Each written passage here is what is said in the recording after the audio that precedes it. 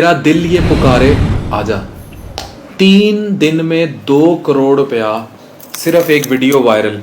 मैं खुश हूँ। उस बच्ची को जिस भी तरह सक्सेस मिली, मैं खुश हूँ। I am all happy.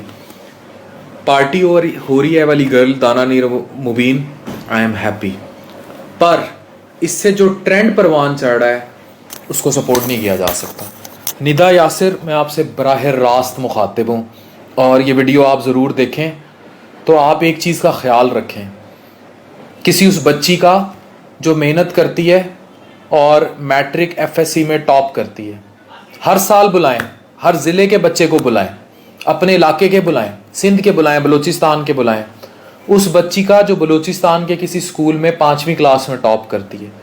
आप उस बच्ची को भी बुलाएं जो डॉक्टर है, जिसने गोल्ड मेडल्स की इंतहा कर दी है एमबीबीएस में, जो इंजीनियर है, जो अच्छी आर्किटेक्ट है, जो अच्छी डिज़ाइनर है, जो अच्छी कॉरपोरेट है, जो अच्छी लॉयर है, जो कोई भी अच्छा काम कर रही है, उसको भी बुलाएं।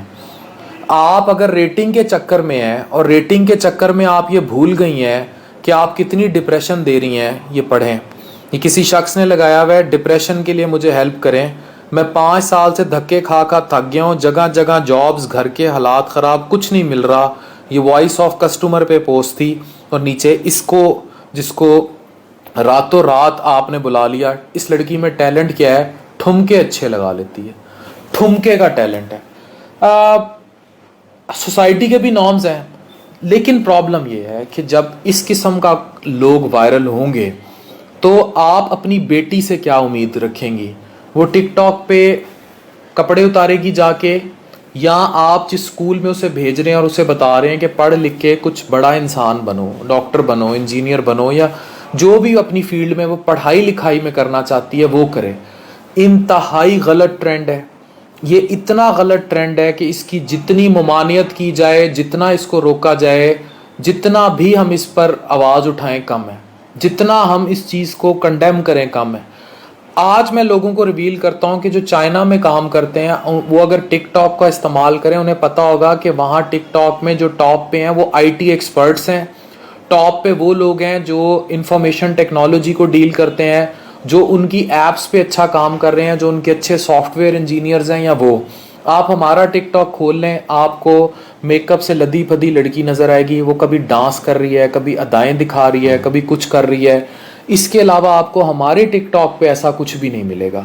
ये लड़की एक टिकटॉकर थी, इसने अपनी सहेली पे की उस शादी पे डांस किया।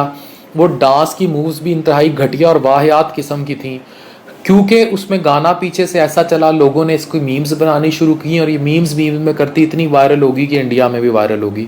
और इस लड़की ने रिपोर्टेडली क्लेम्स हैं कि 3 करोड़ रुपया इसने 3 दिन में 2 करोड़ रुपया कमाया। तो अब सवाल सिर्फ ये है कि अगर यही ट्रेंड प्रमोट होगा, दूसरी तरफ ये डॉक्टर बच्चियां हैं जो एक 40,000 की नौकरी के लिए सिर्फ 3 सीटों के पीछे 4-4 हज़ार बच्ची उठ के आ जाती है। ये वो बच्चियां हैं जो कई रातें जागी थी, ये वो बच्चियां हैं जो रोज़ाना स्कूलों के बस्ते लटका के गई, कितनी दफ़ा रातों को जाग के पढ़ती रही। 80,000 बच्चा अपीयर होता है 1000 से 3000 सीटों के लिए, उनमें अपना मेरिट बनाया, फिर एमबीबीएस में दाखिल हुई। इतनी मेहनत की, एक एक प्रॉफ मैंने दिए में अंदर बाहर हो जाता है। वो करके बेचारियां ये डॉक्टर बनी, उसके बावजूद ये बेरोजगार हैं, इनके लिए नौकरियां नहीं है। दूसरी तरफ एक लड़की रातों रात वायरल होती है, उसको निदा यासिर बीबी भी बुलाती हैं, उसको बाकी मॉर्निंग शोज भी सिर्फ रेटिंग के चक्कर में बुलाते हैं, क्योंकि सोसाइटी इनको देखना चाहती है। सोसाइटी इसको गर्ज नहीं है कि उनके घर में बेटी जो है वो डॉक्टर बन रही है, वो पढ़ रही है, तो उसको यहाँ इंजीनियर बन रही है। अब मुझे कहेंगे मैं डॉक्टरी या लड़कियों को डॉक्टर बनाने के खिलाफ नहीं हूँ। मैं कहता हूँ उनको ऐसी इंडस्ट्री की तरफ ज़रूर लेके आएँ जहाँ वो अपना पेट ज़रूर पाल सकें। उन्हें हकीकत पसंद होना चाहिए। मैं प्राइवेट मेडिकल कॉलेजेस में 1 करोड़ रुपया लगा के बेटी को डॉक्टर बनाने के खिलाफ हूँ। अगर वो अपना नेचुरल मेरिट बना के किसी मेडिकल कॉलेज से बनती है और आगे प्रोग्रेस करती है, शी शुड गो। लेकिन इनकी एप्रिसिएशन भी होनी चाहिए। इनकी अगर एप्रिसिएशन होगी तो ही आपके बच्चे पढ़ेंगे। और ज़रूरी नहीं है कि आपके बच्चे सिर्फ डॉक्टर इंजीनियर बने, उनको Upwork, Python, Amazon, article writing और जितनी फील्ड्स हैं, स्पेस की कितनी इनोवेशन है, न्यूट्रिशन की कितनी इनोवेशन है, फिजियोथेरेपी की कितनी, साइकोलॉजी की कितनी, और इतनी सारी फील्ड्स हैं, उन सब में लेकर आए और उनको और यहाँ तो सवाल है माशरती ट्रेंड का, एप्रिसिएशन का। अगर देखें आपने ठुमके ही वायरल करने हैं, आपने गंदे मुंदे डांस ही वायरल करने हैं, तो आप इस सोसाइटी को मुजरे में धकेल रहे हैं। आपकी माशरती सोच आज भी मुगलों के जवाल से बाहर नहीं आई, और मुगलों का जवाल सिर्फ यही ठुमके और मुजरे थे। ईस्ट इंडिया कंपनी के उतर रहे थे शिप्स और मुगल साहब मुजरे देख रहे थे। तो अब हमारा पूरा मुआशरा ही इस पर हो चुका है। हम अब LGBTQ को आम करने जा रहे हैं। हम लोगों को कोई फ़र्क नहीं पड़ रहा कि हमारा मुआशरा किस कदर बेहयाई और उसमें गिर चुका है। 35 साल से पहले मर्द और औरत की शादी नहीं करते, बेवा औरत से शादी नहीं होने देते, दूसरा निकाह हमारे मुल्क में हराम है। लेकिन दूसरी तरफ यही नंग धड़ंग है, फिर लोग आ जाते हैं मर्दाना कमज़ोरियाँ लेके 35 साल में, उनके दिमागों में ऐसी चीज़ें भर दी जाती हैं। खुद मुझे बताएं कि सोसाइटी कहाँ है, सोसाइटी किधर है, और सोसाइटी कहाँ धकेली जा रही है। मेरा दिल ये पुकारे आजा, लेकिन वो आए जो इस माशरे में बड़ा काम करके आए। अरफा करीम रंधावा, उसको प्रोजेक्ट करें ताकि आपकी बेटियां कल को अरफा करीम रंधावा को देखें। आप अगर प्रोजेक्ट करना चाहते हैं, ऐसी बच्चियों को करें जो सोशल मीडिया में पॉजिटिव काम कर रही हैं, कोई गूगल के ऑफिसेज में लगी हुई हैं, अमेज़ॉन के ऑफिसेज में लगी हुई हैं, जो बाहर की दुनिया में नाम रोशन कर रही हैं। मैं कितनी ऐसी डॉक्टर बच्चियों को, हज़ारों को जानता हूँ जो इंटरनल मेडिसिन में रेजिडेंसी कर रही हैं, बाहर अमेरिका में, UK में है, पाकिस्तान में ट्रेनिंग्स कर रही हैं, रातों को कितनी जानें बचाती हैं। कभी आपने कोई ऐसी वीडियो वायरल की कि किसी नर्स ने मरीज़ की रात किस तरह जान बचाई, किसी डॉक्टर लड़की ने किस तरह जान बचाई? वो नहीं आप वायरल करेंगे। हाँ, वहाँ से आप वायरल ये ज़रूर कर देंगे कि जी दवाई जो है वो सरकार, पुट्ठी सीधी चीज़ें। लेकिन दूसरी तरफ एक लड़की, इसने अगर कपड़े और उतारे होते और वायरल कर देते आप ट्राई टू अंडरस्टैंड कि आप सोसाइटी को एक ऐसा कल्चर दे के जा रहे हैं, आप सोसाइटी को ऐसी तरफ धकेल रहे हैं। अब जो इसमें सबसे हरामी फैक्टर है, मैं गाली इसलिए दे रहा हूँ क्योंकि ये हरामी है, वो फैक्टर ये है कि इसमें जो कमाई है उसकी कोई बाउंड्रीज नहीं है। मतलब अगर टिकटॉक पर एक लड़की बंद कमरे में मुजरा करती थी तो उस पर लोग पैसे फेंकते थे।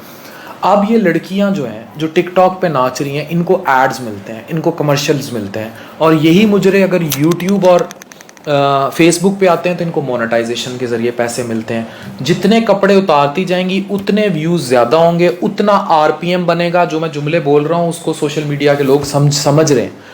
उतना RPM ज़्यादा बनेगा, जितनी व्यूअरशिप होगी उतने पैसे आएंगे। और यहाँ पैसे बहुत ज़्यादा हैं, ढेर पैसे हैं।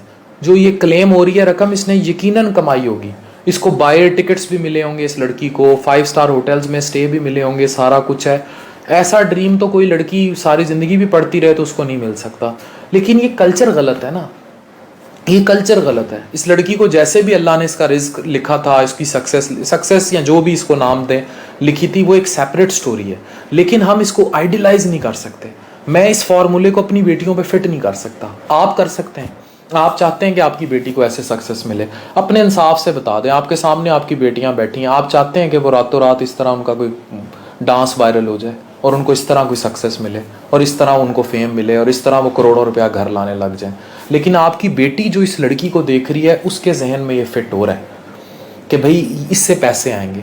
और आज नहीं यकीन आता, आप इंस्टाग्राम जाके खोल लें, हर दूसरे घर में लड़की शुरू कहाँ से होती है? पहले वो मेकअप पाउडर की अपनी पिक्चर्स डालना शुरू करती है, उसको लाइक्स मिलने, फॉलोअर्स मिलने शुरू होते हैं। ठरकी है वहाँ में, हम पाकिस्तानी कौन सा, हमने ठरक में PhD तो की हुई है।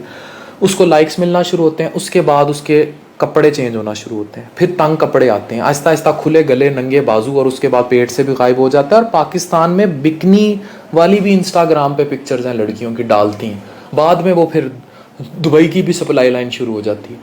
हम माशरे को वहाँ लेके जा रहे हैं जहाँ कभी भी ना इकबाल का ख्वाब था, ना कायद आज़म का ख्वाब था। कायद आज़म मोहम्मद अली जिन्ना साहब और इकबाल साहब ने ऐसा ख्वाब देखा ही नहीं था। ये नौजवान नहीं देखा था, ना ये इकबाल का शहीन था, ना ये इकबाल की बेटी थी, ऐसा ख्वाब नहीं देखा था जो जिस तरफ हमने माशरे को धकेल दिया। तो हमें सोचना होगा कि मेरा दिल ये पुकारे आजा का असल मकसद माशरे का वो पढ़ा लिखा चेहरा है जिसको निदा यासिर आपने और हर उस शख्स ने प्रमोट करना है जिसे प्रमोट किया जाना चाहिए। हम कहाँ खड़े हैं, हम क्या कर रहे हैं और हमने माशरे को किस गंद में धकेल दिया है, इसका सवाल मेरा दिल ये पुकारे।